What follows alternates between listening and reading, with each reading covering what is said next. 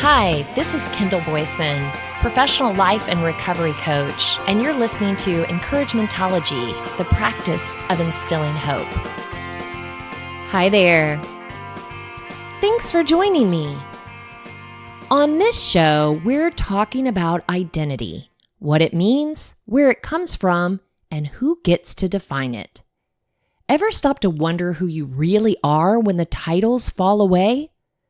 It's a strange thing how we cling to labels like parent, manager, helper, or even hot mess, as if they were our full name. Titles can help us navigate the world, but when we rely too heavily on them, they can box us in, or even blur the truth of who we are underneath. We live in a world that loves a good label. It helps others understand us at a glance. But what happens when a role is stripped away, or worse, when we're handed a title we never asked for? Maybe you're the strong one, the fixer, the people pleaser, or the one who always knows what to do.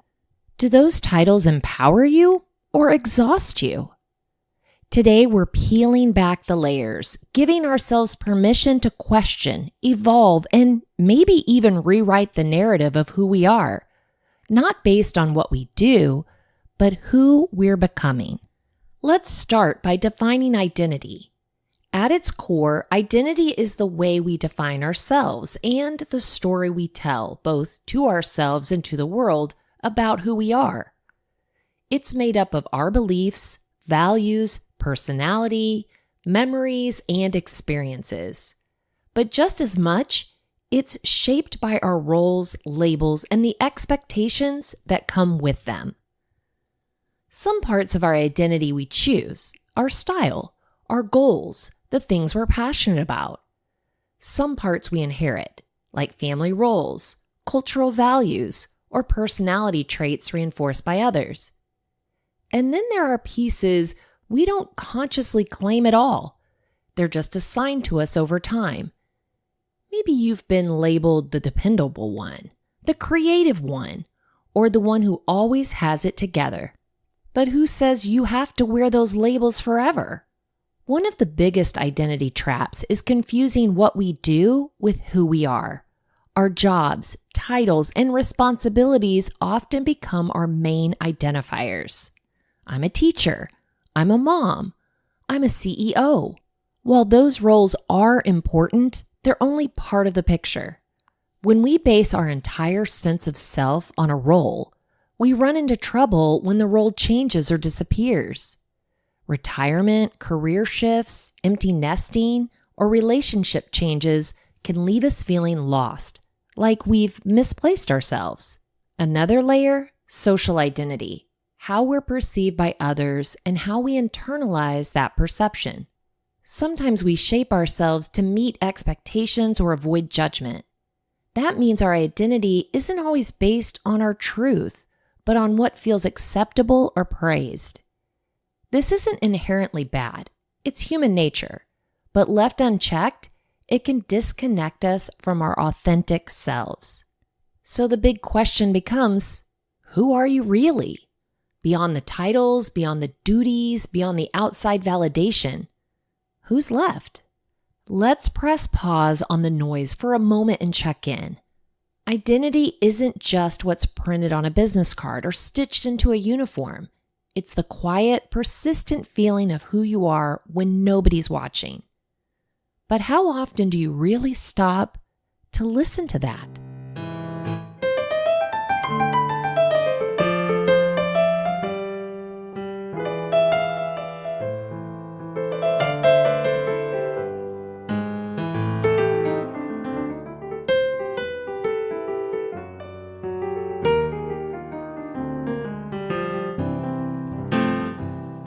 To dig a little deeper, I want to guide you through a reflection with 3 core questions.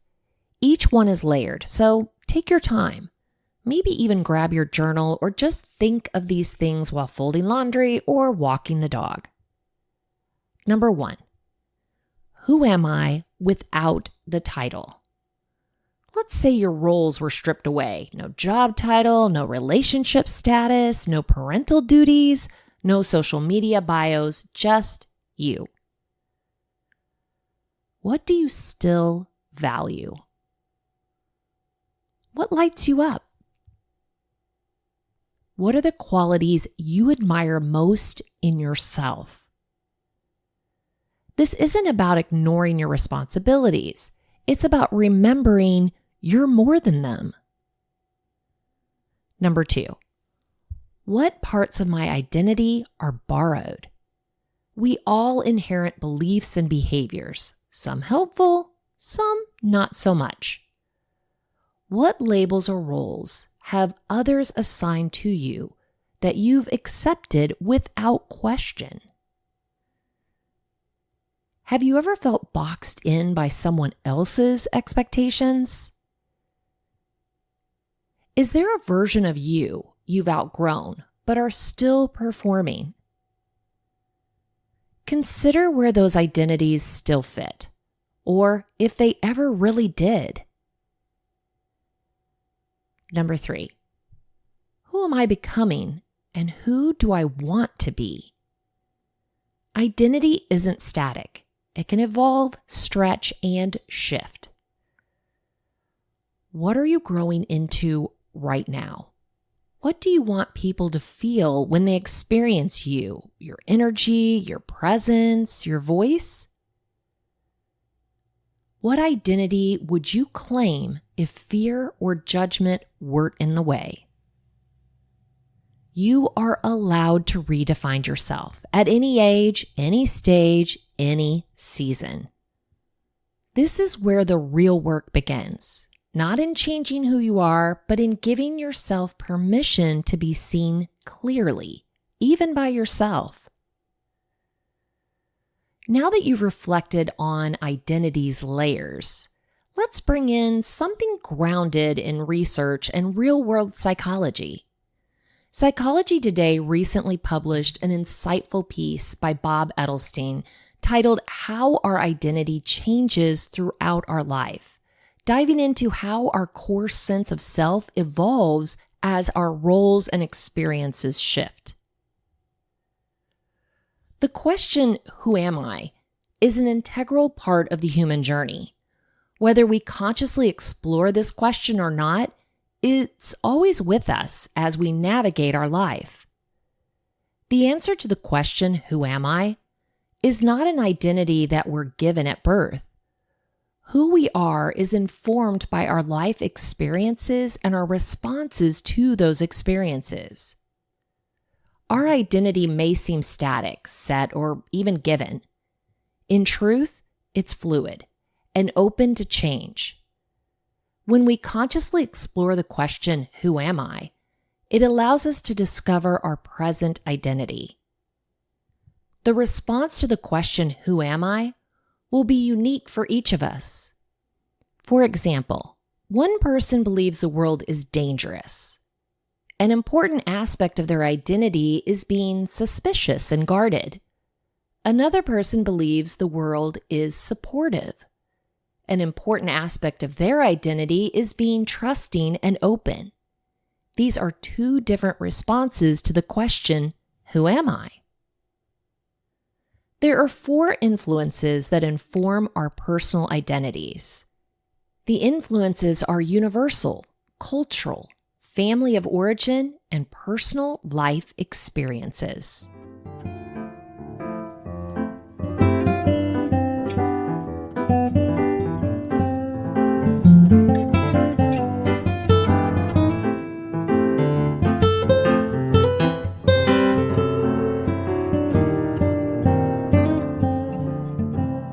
The first influence is universal. We all experience it. The reality of being human is that we are born, live a certain number of years, then we die. No one can escape this. How each of us responds to this reality becomes part of our answer to, who am I? One person may respond by thinking, I will make the most of each moment. I will relish my life. Another person may respond by thinking, it's all going to end anyway, so why bother? I'll just go through the motions of life. The second influence is cultural. These are the influences of a specific culture that impacts everyone in that culture on some level. Two prevalent messages in the culture of the US are, you are not enough and you are not lovable. How one responds to these two messages informs their identity. The third influence is family of origin. This includes our parents, primary caregivers, siblings, friends, and mentors. For example, do you live in a supportive environment, or do you have to navigate life on your own? Which of these two you experience influences how you answer the question, who am I? The fourth influence is personal life events. What types of experiences have you had in your life? For example, have you been involved in a car accident? How does that inform your identity? Do you view yourself as a victim? Or do you view yourself as resilient? For example, have you won the lottery? Are you grateful and excited to share your winnings with your loved ones? Or are you feeling burdened and stressed with how to deal with the money? For all of us, there are aspects of our identity that serve us well, and we would not modify them. For all of us, there are aspects of our identity that may have served us at some point, but no longer serve us. It's important to discriminate between these two aspects of our identity. Your current identity provides you with safety because at least you know who you are. The identity you know can feel safer than risking a new identity, which can be rife with uncertainty. It takes courage to risk modifying aspects of who you are that no longer serve you. Modifying your identity is not an easy task. For this change to happen in a deep way, it must be more than just an insight. It needs to be an emotional and bodily felt experience. This process is challenging. It's often a struggle between not wanting to change your present identity because it's what you know, and wanting to move into a new identity that is more freeing and expansive. Modifying our identity isn't an all or nothing proposition. You can embrace the new identity, then lose sight of it and move back into your past identity. However, with your awareness that this is happening, you can then return to embracing your new identity. Bob said, in my own therapy as I explored who am I became aware of the price I was paying for being so weighted to the identity of being only as good as my next achievement. I realized whether I have achieved something new or not, I'm someone who has value beyond my achievements. In modifying my identity, I feel a sense of satisfaction more than a sense of anxiety and depression. If you feel parts of your identity no longer serve you, I suggest you explore what you experience as your past identity. Be aware of aspects of your identity that enhance your life as well as aspects of your identity that inhibit your life. Be aware of how you respond to universal influences, cultural influences, family of origin influences, and life experiences. Explore how the four influences and your response to them have informed your answer to who am I? Ask yourself what aspects of your identity serve you and what aspects no longer serve you. Be kind and compassionate towards yourself as you ask these questions. Remember that all aspects of your identity have kept you safe in some way. This process of modifying the identity that no longer serves you and moving into a new, more rewarding identity takes time and repetition. It takes an openness to new understandings and discoveries. Journaling your awareness, meditating on them, and talking to friends and family about them can be an integral part of the process. You also can seek out a therapist to help guide you through it. Working with a therapist was an important part of my process of modifying my identity to one that serves me better. I commend you for your courage and wish you the best as you examine the question, who am I? So, in a nutshell, Bob Edelson compares identity to a river, always flowing, shaping its path over time. What was true about you last year or even 10 years ago may not fit today, and that's okay. He points out that identity is influenced by 4 things: universal human experience, cultural expectations, family origins, and personal life events. As we integrate these, we can consciously let go of outdated roles and lead into a version of ourselves that feels more right now. It takes courage, patience, and awareness. But it's how we become the people we're meant to be. So what do we do when we wake up one day and realize we're not quite sure who we are anymore, or that the identity we've been wearing feels like a size too small? First things first, you don't have to have it all figured out to move forward. Identity isn't a finish line. It's a living, breathing process. So let's shake off the pressure to arrive and instead focus on becoming. Here are a few ways to start realigning with who you are today, not who you were or who you feel like you have to be. Are you ready? So first, let's check the expiration date on old labels. We all collect labels over time. The responsible one, the fixer, the overachiever, the one who keeps the peace, the one who talks too much. That would be me. Take a minute and ask yourself, is this still true for me? Or better yet, do I even want it to be? If it's expired, you don't have to keep wearing it. Then create space for the real you to show up. When was the last time you asked yourself, what do I want? Not, what should I do? Or what do people expect? But what do I really want? If it's been a while, no shame. Start small. Choose one decision this week that reflects your values instead of your habits. Then give yourself permission to evolve. Sometimes we cling to outdated versions of ourselves because they feel safe and familiar. But guess what? Growth isn't betrayal. You can outgrow something without disrespecting where you came from. You're not flaking on your past self.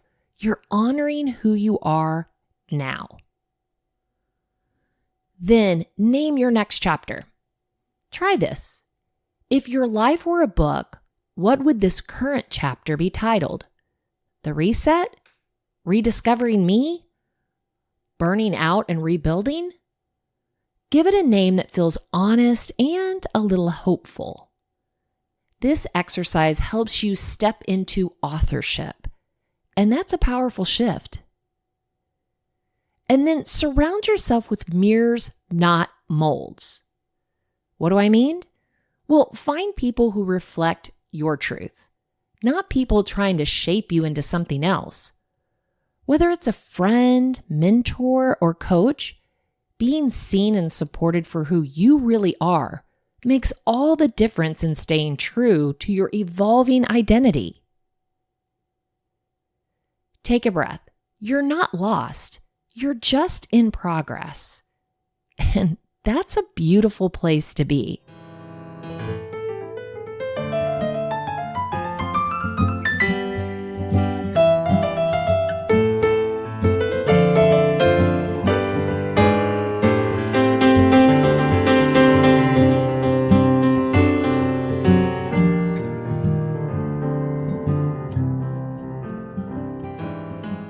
Now let's explore how identity isn't something we discover. It's something we actively evolve, and that can happen at any age or stage of life. Vanessa Lancaster walked the road in her Psychology Today article reflecting on and evolving identity at any age. She digs into how we can separate inherited or expected labels from our own authentic sense of self. and what practical steps we can take to redefine who we are. Typically, when working with younger clients, we focus a fair amount on their identity, how they see themselves, and who they want to be. Sometimes this is a stated goal. Other times it's more indirect because the stated goal is about work, relationships, or family issues. Nevertheless, it's still about identity, and though we may think about it less often, it's beneficial for us at older ages to reflect on our own identities too. The shifts in how we see ourselves or in how we want others to see us are important and interesting at any stage of life. The path of self-discovery can be a long and winding road. It can also be rather random. In some instances, we may come up against a clarifying situation for us, like a choice between two very different careers, partners, or cities to live in. A moment to decide whether to throw ourselves fully into work or relationships, or try to balance both. Equally, we may over the years develop a sense of self before feeling that. Maybe something is missing or not quite right. Then we shift or think about shifting, aware that there is a skin in which we feel more comfortable or a purpose which we'd be happier pursuing. Self-reflection comes easier to some people than to others, of course. Whereas some will be aware of feeling out of place or yearning, others find it harder to analyze themselves and their reactions, their discomfort showing up in behaviors or feelings, the cause of which are hard for them to locate. Another key variable is how much our lives are prone to influence, whether by character or circumstance, leaving more to be untangled as to our own chosen identity and what has been laid upon us by others. While we each have different innate and developed capacities to be self-aware, we can also choose whether to leave things to chance and the unfolding of opportunities, or to be more thoughtful and deliberate about the process.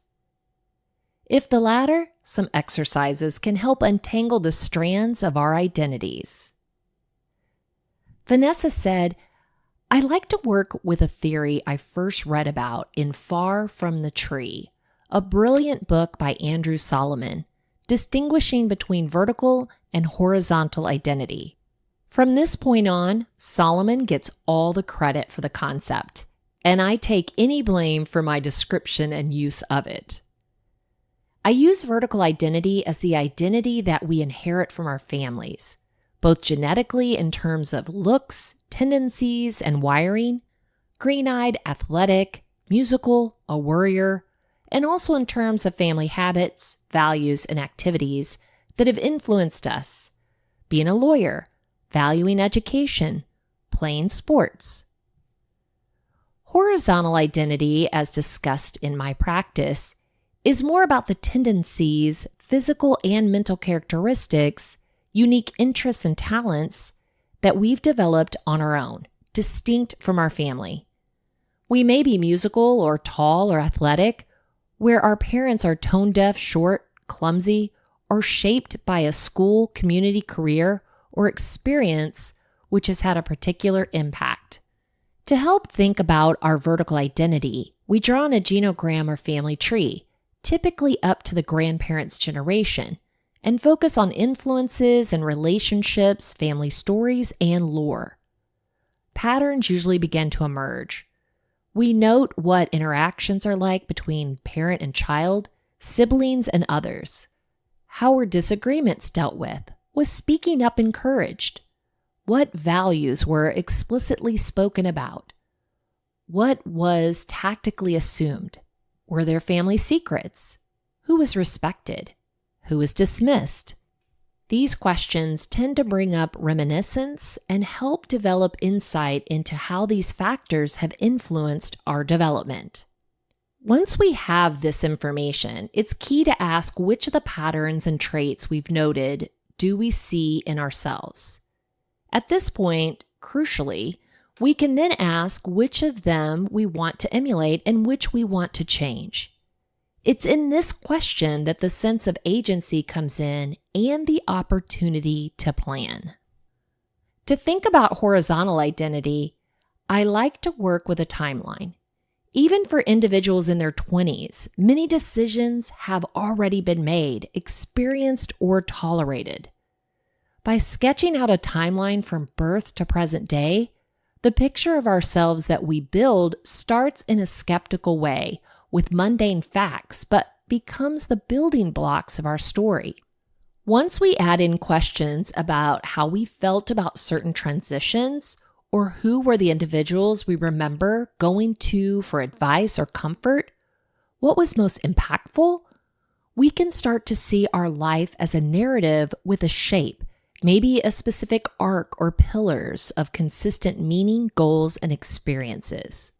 While some experience an aha moment through these activities, they usually serve instead as the starting point of teasing out how we perceive our identity and some of the influences we've had in our life, which we may or may not have fully understood at the time. Once we have a sense of our present identity, we can start to think about how we want to shape it going forward, a new direction that we may want the arc to take. At this point, our natural self-awareness has been aided by the process of deliberate introspection, that we can usefully think about any shifts we would like to make. Bear in mind that the narratives we understood about ourselves are not singular or set in stone. They are just some of the many strands and snapshots we see through the lens we have now. They should serve as a guide to our next steps and, in particular, our active role in shaping them.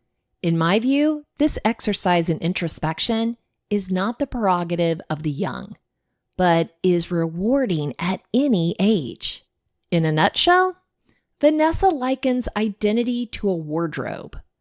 Some outfits are handed down, some made by others, and some are self-designed.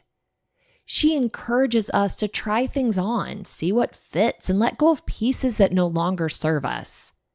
I think that's an easy way to think about it. Clean out your closet. She guides us through reflection exercises like untangling family patterns and mapping life's identity milestones so we can consciously choose what matters most, not just what used to. This is permission to edit your self-story. No apology required.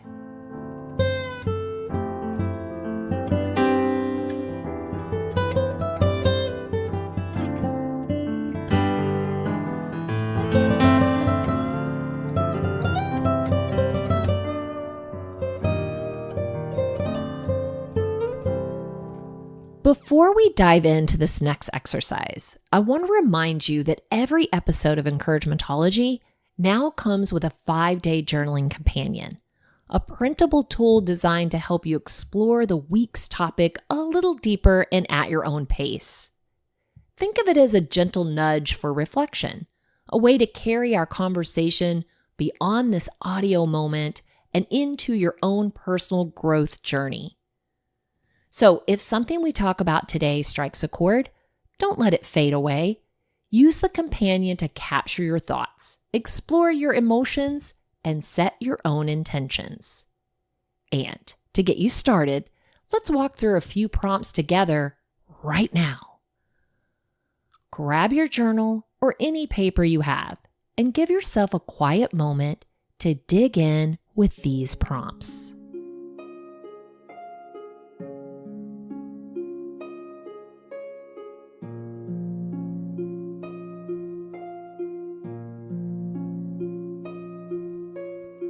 Inherited labels.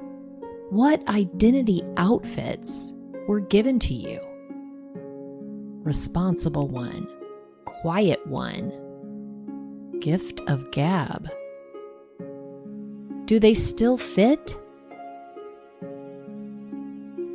Chosen identity.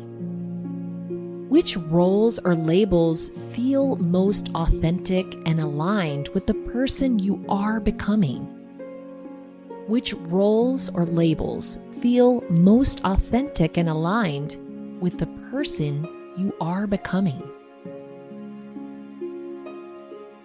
Edit or replace.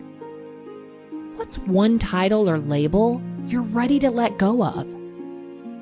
And what could you replace it with that feels right now? What's one title or label you're ready to let go of? And what could you replace it with right now? Identity milestones. Reflect on key life moments. New job, a major move, becoming a parent. How did each shift shape who you believe you are today? Reflect on key life moments.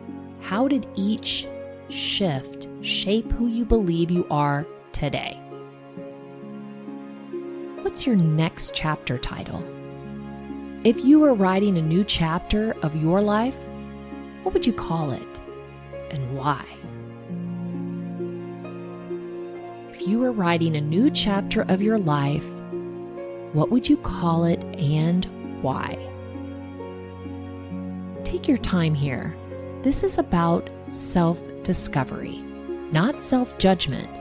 You get to curate your identity, one thoughtful choice at a time.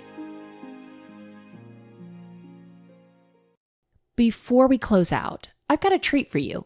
A self-worth pep talk from Georgia Dow.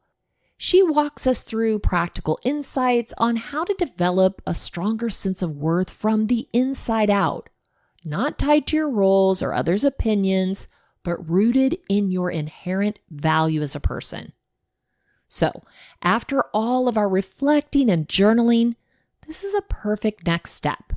Listen in, absorb, and let Georgia's wisdom anchor you as you step into owning your identity title-free. So how do you actually develop your own self-worth? The feeling of your value in the world. Part of that is a reflection on those around you, but a lot of it is about what is our inner voice telling us about ourselves. We've been taught that if you're too nice to yourself, you're going to aim low or you're not going to try as hard. The inverse actually happens, is that because we don't believe in ourselves, we might quit, or we might fear failure, or we might not continue trying when things get tough. The first thing that you want to do is you need to force yourself to practice being complimentary and acknowledging the things that you do. And that can be really hard, especially if you've been really negative. Say one thing good that you've done each day. Seriously, write it down if you can. That makes it stick more. And if you could even put them up somewhere where you can see it, because you need to be reminded of who you are.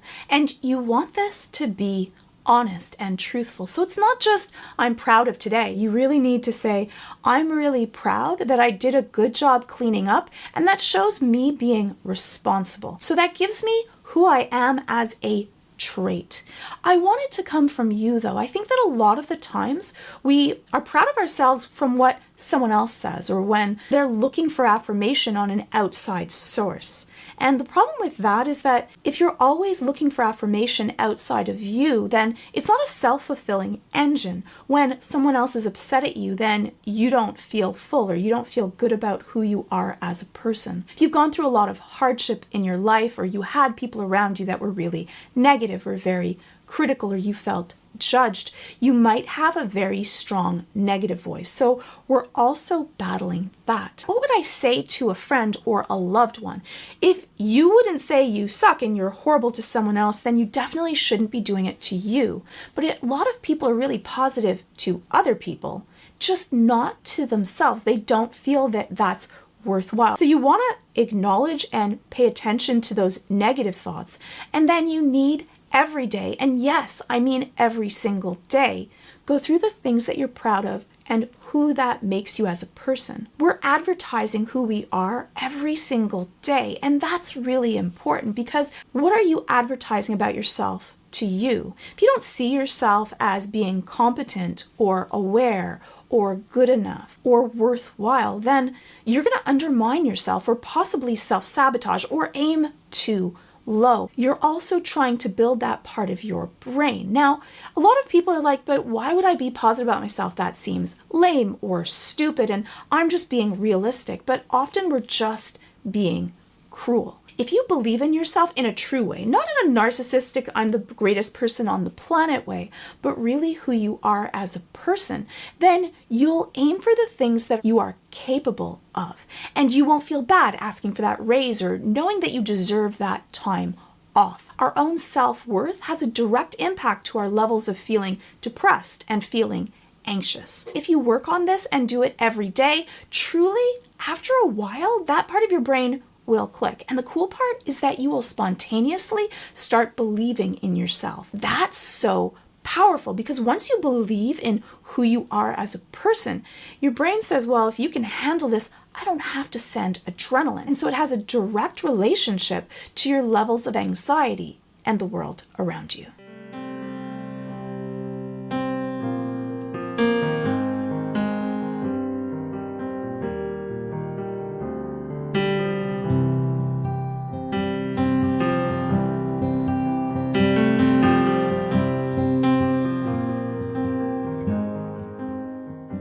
If you want to share Encouragementology with a friend who needs to know they're not alone in this journey of self-discovery, you can visit encouragementology.com or anywhere you stream your content to receive this episode and all others.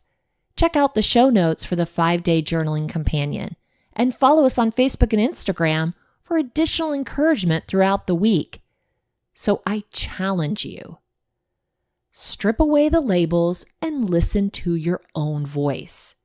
Instead of defining yourself by what you do or who others say you are, start exploring who you really are and who you're becoming without the titles. I know you can do it. Thank you for listening to Encouragementology with Kendall Boyson, where we find positive ways to handle some of life's challenges. I stumbled through until the path was clear. That's when I found you and how I wound up here.